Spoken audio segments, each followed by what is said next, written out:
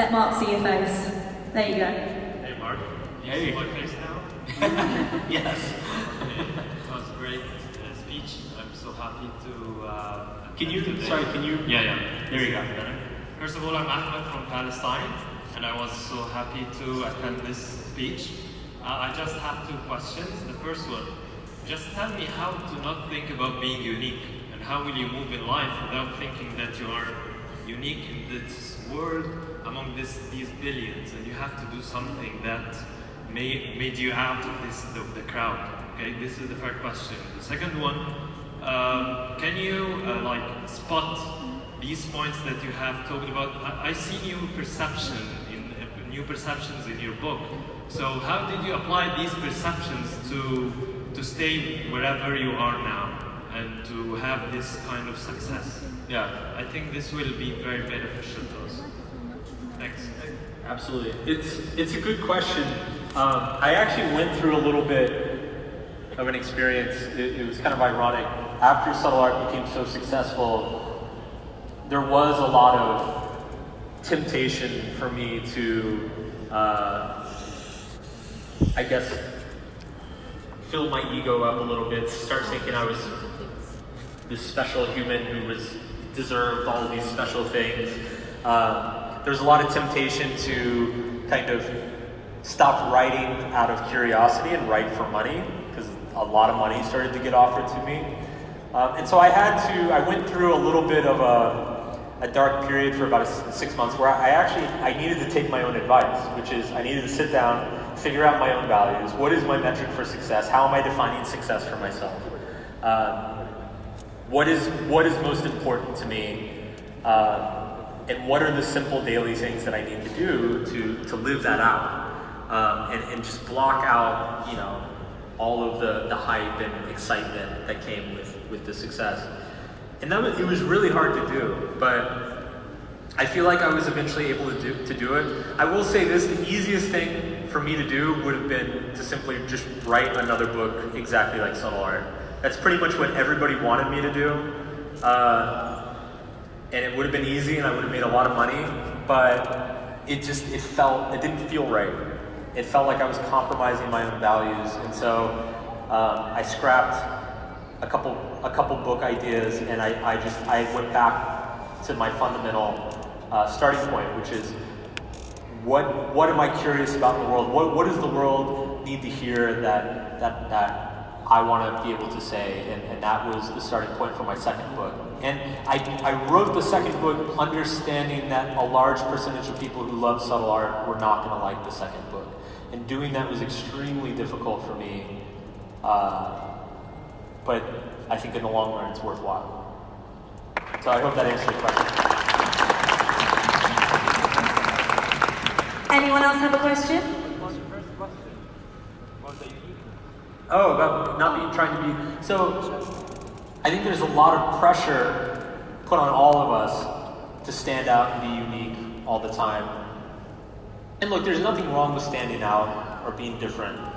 But I think it's also important that the problem emerges is when you start thinking that your differences are somehow better or special in some way.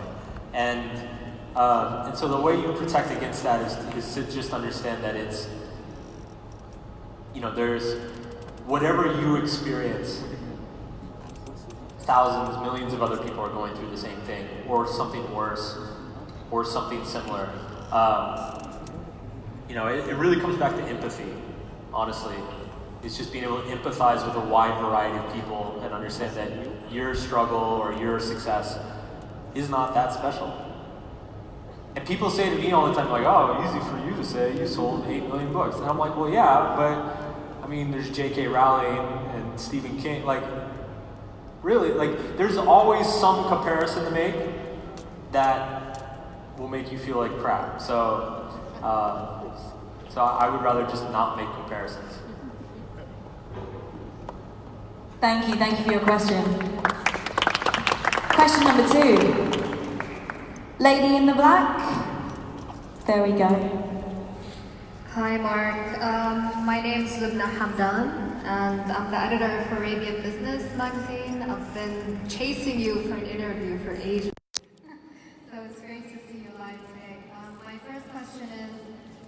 you're saying that positive doesn't work as well anymore, and we need to deal with the negative stuff more. So do you think the Tony Robbins of this world will kind of disappear? And the second question is, people get offended so easily nowadays. How do we deal with that, especially in this part of the world? Yeah. Those are both good questions.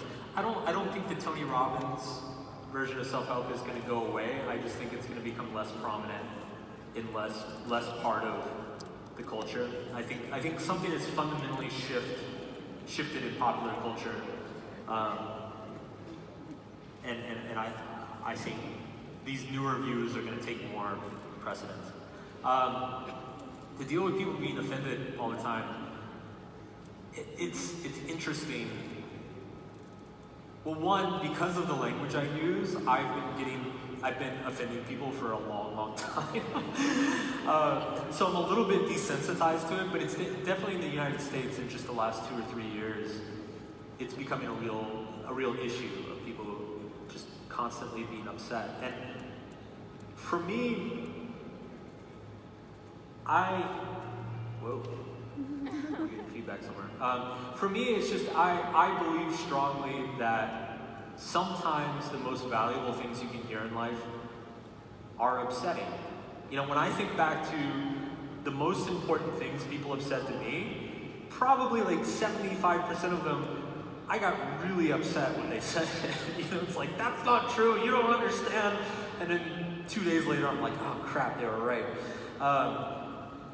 So we need that, and one of the points that I make in my work is that change is by definition painful. Change is by definition we will resist change. We will resist hearing the things that we need to hear. And so there needs to be an ability to hear things that we need to hear, to let that anger calm and understand that it's not that important. It's not as important as the message. So yeah, I'm all for offending people. Third question, lady here in the front row. Thank you.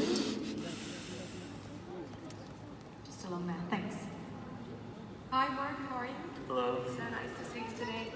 So you talked about the feedback loop from hell. Yeah. What if you are trying all the time not to feel depressed because you are depressed, and not to feel angry because but you're not getting out of that loop? Sorry, say that last part again? Yeah, you keep trying not to feel anxious because you are anxious, and not to feel angry because you are angry, but you're not able to get out of this loop. Yeah. So what do you do then? I mean, it's one of those things that it's very easy to say, but it's incredibly hard to do, which is the way you get out of the loop is you just let yourself be depressed. It's like, okay, I'm depressed. Let's see how long this lasts. I mean, it sounds so simple, but I understand it's incredibly difficult. But it's really the problem. The key is letting go of that judgment. We all get depressed. Every single person in this room has either been depressed before or will be depressed at some point in their life. There's nothing unique or special about depression. And so there's no reason to judge yourself for it. Depression is your mind it's your mind. Like imagine this, if you got the flu, you wouldn't be like, God, why do I have the flu? Oh, I'm such an idiot for having the flu, I should be healthy. Why am I not healthy? You know, we don't do that. People understand, oh, you have the flu, go take a week off. Let yourself have it. You know, it needs to be the same with depression and anxiety. It's like, oh, you've got depression. Okay, you know, take your time. Thank you for your question. It's 8:45, Mark. Time for one more question? Let's do one more. One more? Okay. Last question. Sorry, there are so many. We'll just go with the mic closest to, please. Thank you. Hi, I'm Sabine. Hello. Very nice talk. One honest confession, I've not read your books as yet. Sorry, can you pull the mic closer? I have not read your book, but after hearing of philosophy, I have one question. Okay. I'm a little confused. Your philosophy seems to be based upon the premise that pain and suffering is necessary to build a meaningful life. Yep. Yet the title of your first book is The Subtle Art of Not Giving an F. Yep. I feel, and I could be wrong, it should be retitled as The Not So Subtle Art of Actually Giving an F. I'm just confused here. Please clarify that point. So, I talk about this in the first chapter, which is one of the first things I talk about in the book is that you have to give an F about something. You have to. It's impossible to not give an F about something. And so the question isn't about not learning how to not give an F. It's about finding the right things to give an F about. And I understand the confusion. Trust me, a lot of people. And the reason is the book kind of, it's designed to trick the reader. Because I think most people, they're stressed out, they're anxious, they're worried, they see the book, they're like, oh man, I wish I didn't give an F, and so they buy it. They're like, yeah, this is great, I'm gonna finally just don't care what the world thinks, I'm gonna do what I want, and then you start reading and you're like, oh, oops. Because ultimately, the book is about values. And it's all of the language, the give an F language, it's a way to kind of trick or seduce the reader into thinking about their own values. Because if I title the book, Why Values Are Important, nobody's going to read that. Nobody's going to read that. But when you call it The Subtle Art of Not Giving an F, everyone, it exactly. All right. There you go. Thank you very much. Is it Hall 4, Booth 3?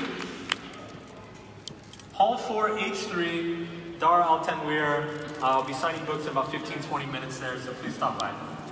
Thank you.